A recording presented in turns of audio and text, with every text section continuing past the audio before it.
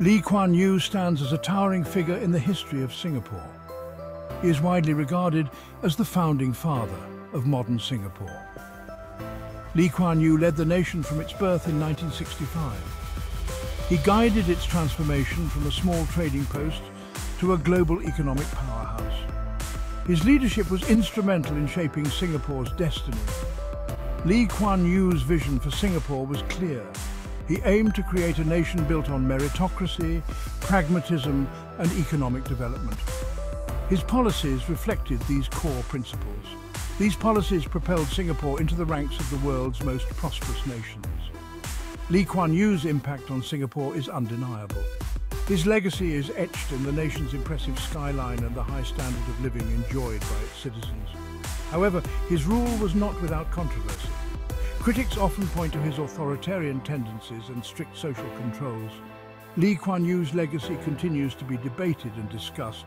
He remains an influential figure in Singaporean society. His ideas and policies continue to shape the nation's trajectory. Lee Kuan Yew's story is a testament to the power of leadership and the complexities of nation building. Lee Kuan Yew's leadership brought about an era of unprecedented progress and prosperity in Singapore.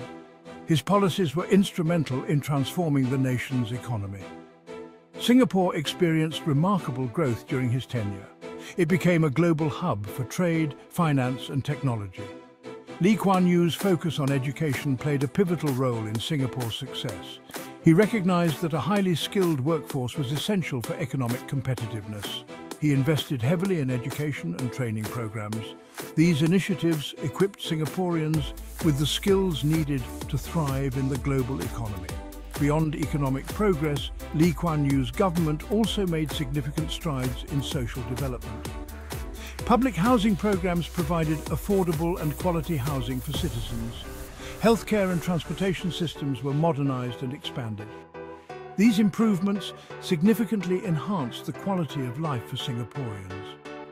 Lee Kuan Yew's emphasis on meritocracy and a clean government helped to create a fair and transparent society. Corruption was effectively tackled. This fostered a conducive environment for businesses to flourish and for citizens to trust their leaders.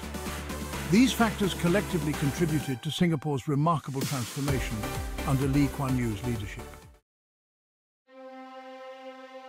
While Lee Kuan Yew's economic and social achievements are widely acknowledged, his legacy is also intertwined with criticisms of his authoritarian style of governance. One such instance that drew international attention was his 1969 visit to South Vietnam during the Vietnam War.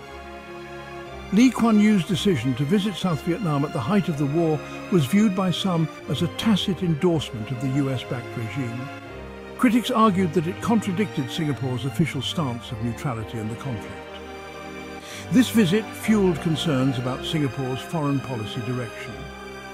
Furthermore, Lee Kuan Yew's public statements during the visit, where he expressed admiration for the South Vietnamese government's efforts to combat communism, raised eyebrows.